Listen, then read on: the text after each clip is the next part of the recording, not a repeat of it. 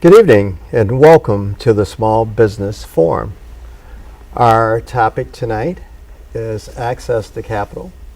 My name is Curtis John Baptiste and I have some wonderful guests from around the city accompanying us tonight to help us understand the process and where we can find capital. And we have other entrepreneurs here who also are looking to grow their businesses. My guest tonight, we're going to start to my left. Ladies first. I'm Kimberly Johnson.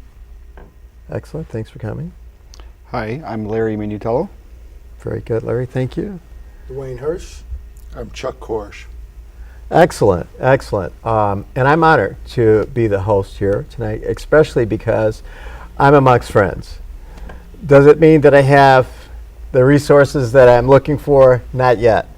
But I am amongst good people, and they understand the process of what is needed in order for your business to obtain capital. And we have entrepreneurs here, like myself, who is working through that process, although I've been in business over 36 years. We still have issues at this point where we're trying to grow, expand our company, buy new equipment, employ more people, and again, be ultimately more prosperous. But I would like to start off by asking Kimberly, our guest today, a little bit about her business and how she got started, and what are some of the challenges that she thinks she would like to see or obtain information on. Let's see, I have a business in design. It encompasses quite a few different kinds in the art field and design. So in fine art, there's sculpture and painting. And I'm just a multimedia artist, which also encompasses, let's see, my hand-dyed silk neckwear design company also. So with that, and lots of traveling to do business in different places of the world, it's interesting to come back to Chicago and be a part of the community here, and actually just I'm interested in hearing ways in which we keep small business going in the city and of course in the U.S. Excellent. Larry is a experienced, well, we'll let Larry tell us. Tell us about what you do, Larry. Okay. And how we can. So thank you again. I am a bank manager focusing on small business and on retail banking for BMO Harris Bank. I've been in banking for just under 18 years. Most of the time was spent in the suburbs around Buffalo Grove, Elk Grove, Glen Ellen, Lake Zurich, and the last about year and a half I've been in Chicago. I have two branches. I focus on the west side of Chicago. So my branch, one is in North and Cicero in the Austin neighborhood, and the other one is in Madison Pulaski at West Garfield Park. So I really try to devote a lot of my efforts to the small business community and on the retail side as well. What are some of the underwriting practices that you would like the audience to know as they approach you for small business lending? Yes. Well, so obviously everybody knows credit is a big issue. I mean, that's one of the things that most banks will look at when they're looking at whether to approve the loan or not. Mm-hmm. The second biggest thing is collateral. You know, obviously a bank will feel much more comfortable in lending money to you if there's some kind of hard collateral that's associated with the request. That's not to say that you can't get unsecured lending or under collateralized lending. There are programs out there, notably SBA programs as well. But two things to really focus on, obviously, is good credit for the guarantors on the loan and collateral, if it's available. Do they have signature loans anymore? Those are really like your unsecured lending. Mm-hmm. Yes. You know, on the small business side, probably 9 out of 10 banks you talk to will have the owners of the company. Anyone with a 20% or greater interest in the company would personally guarantee the loan. So yes, some of those are out there. Some banks aren't offering unsecured lending other than possibly business credit cards, but there are a few. We've got a small one that goes up to $20,000 as far as unsecured line of credit. Excellent, thank you. I would like to really like the audience to know that I'm very honored to have Dwayne Hirsch here, who is an entrepreneur, I would say a serial entrepreneur like myself, who have faced the challenges of being small entrepreneur in the city of Chicago. So Dwayne, after all these years of being in business, what do you feel, of course now that you have access to capital, you don't have to worry about that anymore, but what advice could you give to people like myself? Well, first of all, I wouldn't say that I don't have to worry about it anymore. I do have a few more connections now that I've met Chuck and I know Larry. That's a big help. But that challenge is one that comes up no matter what it is that you decide that you're going to do. So each time, for a person like myself, each time I start a new business, that issue comes back up. It's in a different industry. It's a different type of business, perhaps. So for each of those entities, I have to be able to go back out and start searching for capital. Now, being a co-host of a networking event series for the last 5 years and being introduced to thousands of entrepreneurs and having that conversation about access to capital, it's always been very similar. So one of the things that I find is very effective is knowing what it is that you're doing in your business in the sense of what is your product, what generates money for you, so that when I go into to see Larry or Chuck, I know exactly where the money's coming from. That's what they want to see, where the money that they're lending me is going to, and knowing that it's going to drive in revenue back into the business. I find that to be one of the key issues. And a lot of times we start businesses and we started off of our own belief and our faith in ourselves, but we don't always have all of those answers lined up. So you'll see that sometimes if you watch Shark Tank or something like that, they'll ask a guy, what do you need the money for? And it's kind of like, well, I need it for marketing. Well, what kind of marketing? Are you going to send out flyers? So it has to be very detailed. And we have to get down and start to drill down the details of what we need the money for our business for. And that usually makes a conversation with a guy like Larry or Chuck or even someone that's more of a private investor. It makes them a lot more comfortable when they know what it is that you're going to do.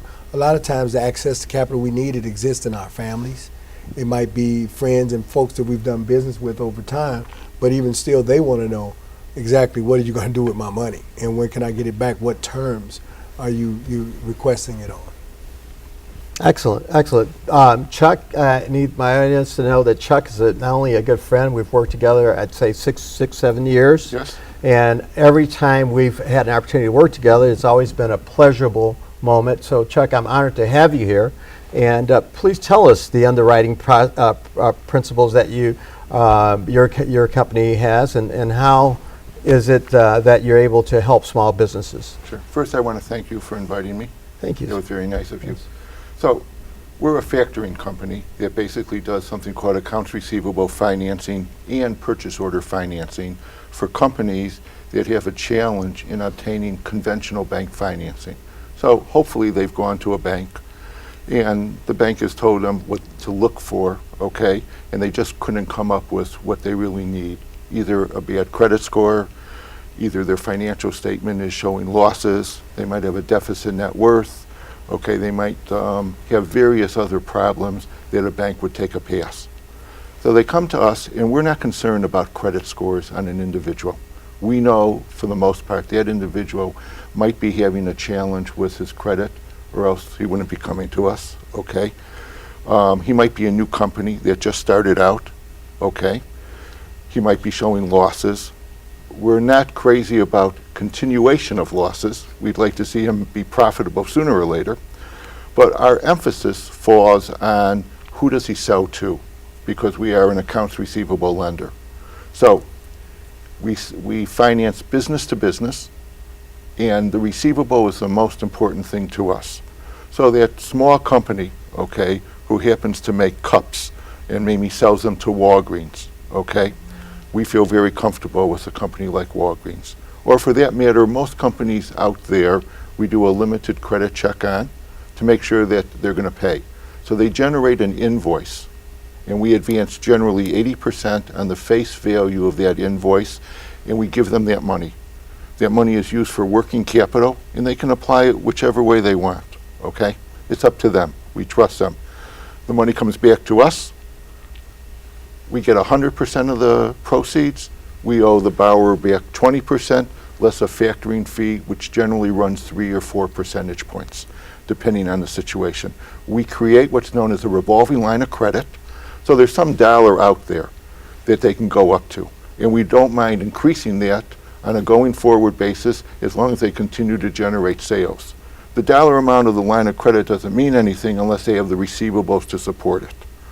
So what sometimes happens is that we establish a line of credit, he gives us invoices, and there's no contract with us. So our philosophy is if you're uncomfortable with us, you can leave whenever you want. And there's no minimums, okay, associated with it, okay? And a lot of times a borrower will be at a bank, maybe at Larry's, okay? Yeah. And consequently, the bank doesn't, for whatever reason, want to move forward. Okay, maybe there was a hiccup in their financial conditions. Consequently, the bank might want to pay off for whatever reason. So possibly we can pay off the bank, or we can extend an additional line of credit to them and term out the bank loan, okay? To make it easier for the borrower, okay, to move forward. So he's not really just in a crunch position, okay? And then hopefully he can graduate from us, okay, and go to Harris Bank, okay, and have a regular banking relationship down the road. It's interesting process. I have worked with Chuck Kors and Colonial Funding in the past. I found them to be not only extremely honest, but very sincere and concerned about my ability to receive the pay that was due to my company. And so I liked their approach. I liked the way that they were able to not only help our company to grow, but their approach for making sure that we receive monies that were due to our company. My experience with Colonial Funding even went to the point that if there was an issue, the company was willing to step up and stand behind me and make sure that we've done everything that we were supposed to do and approach the customer and find out if there was a reason why, if the condition presented itself where we were not paid. So I'm privileged. I know Chuck. Thank you very much. And I know Larry. I've been banking with Harris Bank, Larry, for the last, let's see, since 1992 when I did the Harris Bank at 47th and Drexel. Everything you walk on throughout that bank, my company installed. So I've maintained a checking account, a relationship with Harris. Harris has always liked my company. In fact, I don't think my job has ever needed anything since then. But how do you help a company like myself that has challenges where we're constantly growing, we're constantly moving forward and constantly having opportunities? These opportunities are over our head. How do you, and we don't quite have the credit score. Do you match us up with some magic lantern or something and get us back with you? Or? If we did, I wish you would tell me where that magic lantern was, so because I've had a lot of other referrals for it. No, so generally, right, if we have companies that are challenged and aren't able to obtain conventional financing, we work with multiple different outlets. I mean, banks, most bankers, commercial bankers I know love factoring companies because one thing which he didn't mention is they are strictly on the financing side. So the bank isn't worried that, okay, he was able to help you, whereas maybe we weren't, and now he's going to take all of your deposits over as well. We still would love to be able to maintain that deposit relationship, and when you work with a company like Colonial Funding, their focus is helping you get the financing and the access to capital, and they're not touching the deposits of the bank. Other companies that we've worked with is Axion Chicago. You know, they aren't a factoring company as far as in the same sense as he is, but they provide loans and lines of up to $50,000 as a maximum, and they're obviously a lot less stringent on credit score requirements, possibly collateral requirements, but they've been in Chicago for a very long time. They do a wonderful job in helping non-bankable clients as well. Excellent, excellent. So now, so the process would be to approach your bank, and then you would do the evaluation, Right. and then make what recommendations you think would help them to continue to grow their small business. Right. It's always a great idea, obviously, to try, because what somebody might think as my credit isn't very good might not be as bad as they think. You know, there's programs out there where you don't need a 750 or a 760 credit score. Some banks will go as low as possibly 650, 660. So you might think your situation is unbankable, but you might be surprised. It really doesn't cost you anything to check with a bank. Let us see if we can help you. We would love to be able to help you. You know, the stigma out there is banks don't want to lend money, which is the furthest thing from the truth. Because if we're not lending money, we're not making money. We want to lend out as much as we can, provided that the bank obviously feels comfortable that we're going to be able to be repaid in a timely manner. So those are things that we kind of talk to you clients about. It costs you time. If we can't do it, it's costing you some time to find out that we can't do it. And then hopefully you've got a good relationship with your banker. And again, we have relationships with people like Chuck that we can turn you over to. And his job is to help you get through those hiccups, those bumps, and hopefully be able to come back to us at some other point in the future. Now, let me ask you a question, because I'm not sure if you're aware of the fact that there was a disparity study that was done on minority versus non-minority business by the U.S. government Department of Small Businesses. And in this study, they showed minority businesses, Asian, Hispanic, and black businesses. Stagnating numbers for black businesses. Mm-hmm. But how do you know, if everything being equal, goods and services, opportunities, how do you account for that? Is it because capital is traditionally something that has been available to us from the majority? And is that why you would say maybe black businesses don't qualify for, or why when they do these disparity studies, we are so low on the totem pole?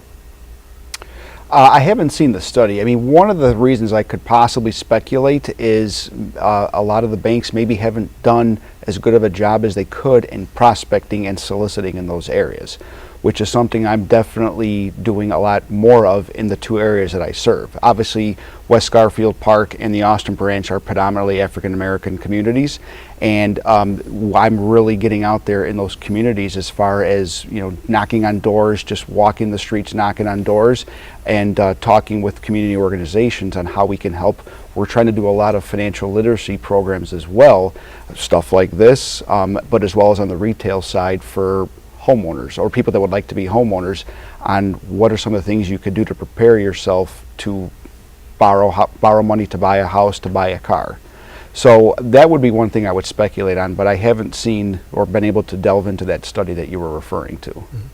I'd like to ask Kimberly, being a entrepreneur and African American woman, what have you had a chance to review or felt any of the impact of the disparity study that was done on the different levels of businesses throughout it's not just here in Chicago, but domestically? Uh-huh. Well, I can say could be just the way I do business is to not really be concerned about a certain study. It's more so when you believe in your product, when you have a good product, when you know you have a good product, when you've tested your market and developed your product, then there should be a certain,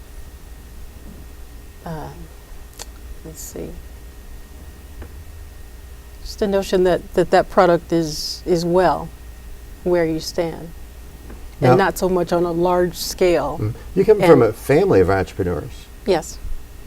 And are those businesses still in existence? They are viable, yes. They're still in existence? Successful, yes. And in fact, there are multiple businesses in the different types of businesses in the family. But I think that's one interesting part of a small business, that you have your product and you know your target market. And I think if you keep your focus on that, then you can see growth in your business and actually come to meet people like you, which was quite a surprise today. And this is quite interesting to hear as far as the opportunities that are available. I know we hear that a lot, and we hear about what the problems are in the community and how can we do something about it and when are we going to do something about it. But I think it has to happen on an individual scale. In our communities, we can develop products. We are inventors, we are designers, we are entrepreneurs. We have some type of ideas that we can develop to help other people. There are creative ideas, as what I do. I'm interested in what you're saying, Larry, about going into the community and talking to people. I think that's great. Mm-hmm. And that kind of breaks up that study Mm-hmm.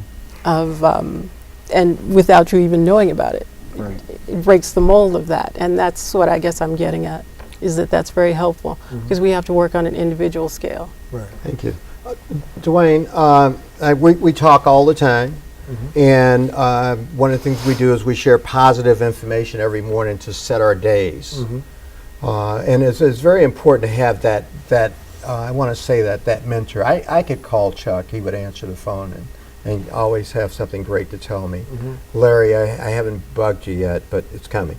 I call Kimberly again. These are things that are kind of important. Like, as a business owner, who do you talk to?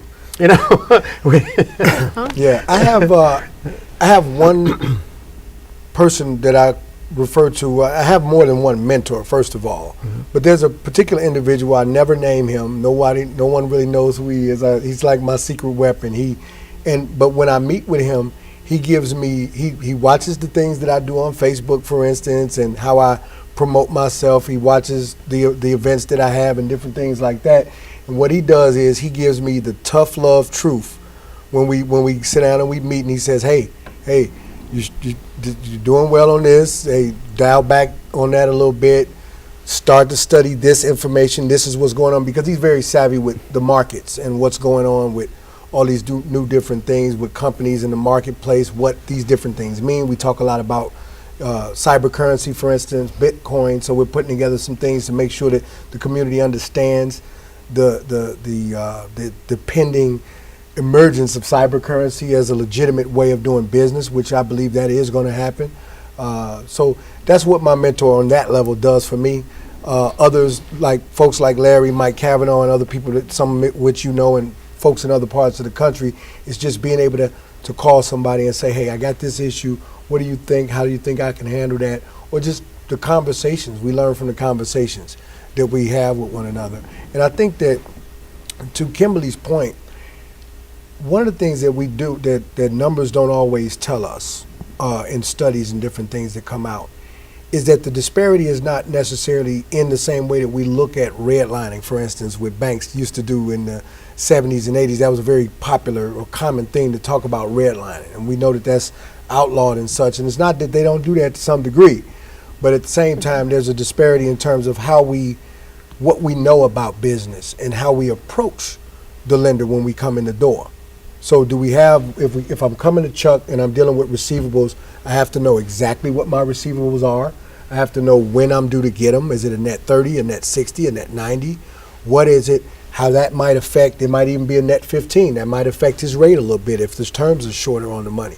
So knowing those different things and being able to go in and make a adequate presentation to someone that you expect to lend you $5,000, $10,000, or even $50,000 for that matter, I think that's very important. So one of the things that I work to do through networking is to help to put us in positions to access that information. That helps to make us go in the door the right way. If I come to Larry and I'm fully qualified for that loan according to the terms that he's giving me, and he doesn't give it to me, then I have a fight. But I can't start that fight until I know for a fact that I've gone in with everything that they've asked for. I haven't cut any corners. I haven't shorted myself in any way. And then there's other issues that they're playing into that as well. But that's just kind of my feeling about that. I just want to help entrepreneurs be prepared to go to Larry, to go to Chuck, and other people that are out there that are lending money. You know, there's a company called On Deck that was just founded by Peter Thiel, one of the original LinkedIn. He's done some of all of the great tech innovative companies that we have out there. And they started something that does a little bit of what Chuck does. I don't know if you're familiar with them, but it's online. Now, when I put that application in online, you know, it is credit-based, of course, and all of that plays a factor, but they don't get to see me. It's not me standing at the window, it's me filling out an application online. And so some of those other factors that traditionally may work against us in those cases don't necessarily come into play, and that's what I like about the way that the world is evolving, because when you can do business like that, in my opinion, it levels the playing field somewhat for you. So it gives us new opportunities. We just got to dig in and get the information we need to really go after it that way. Chuck, I have to ask you that question because you're more liberal type lending, and so do you feel, or do you get more African American borrowers as opposed to majority or Asian or Hispanic? I think it's been about 50-50. It depends on where I'm marketing. And I was by the Chatham area, and we picked up several minority companies there that did business. And in dealing with some minority business, they really have a great opportunity to penetrate the market. And in a lot of cases, some of them just don't go about it the correct way, okay? And we're a lender, and we don't tell them what to do, okay? But in a lot of cases, they could really enhance their position a lot better, okay? Especially with Chicago Public School, okay? The CTA, okay? Municipalities in and around Chicago, they really have an opportunity. They do a great job, and sometimes they just don't know how to communicate the correct way, okay, to get it done. Interesting that you should mention that, and I'm glad that you did too, because I did have a really challenging question that I would like the audience to be aware of. When you're working with these, as entrepreneurs, you're working with financial institutions, they're here to help us gain access to capital. What we're having an issue with is, since they have sort of what we call laxed the rules or created a condition where we could receive access to capital, now we have to turn to the people who we're doing business with and say, hey, these guys have been working with us, and we've developed a good relationship. Can you help to mend that relationship with that financial institution that we've been working with? And so that we can continue the relationship and continue to be a prosperous, viable business in the community that's employing people from the community using our own tax dollars. You're obviously reporting to a notification letter whereby a factoring company basically receives, hypothetically, your receivables, and we send out a letter to be paid directly. And we sometimes do not get the cooperation from these large companies. Now, you as a businessman are going to the company and say, please pay this entity, whether it be Harris Bank or myself or someone else. We're breaking. They just cut it in. Yeah. They didn't Yeah. give us They- the countdown she this did. time. She gave us the countdown. I kept.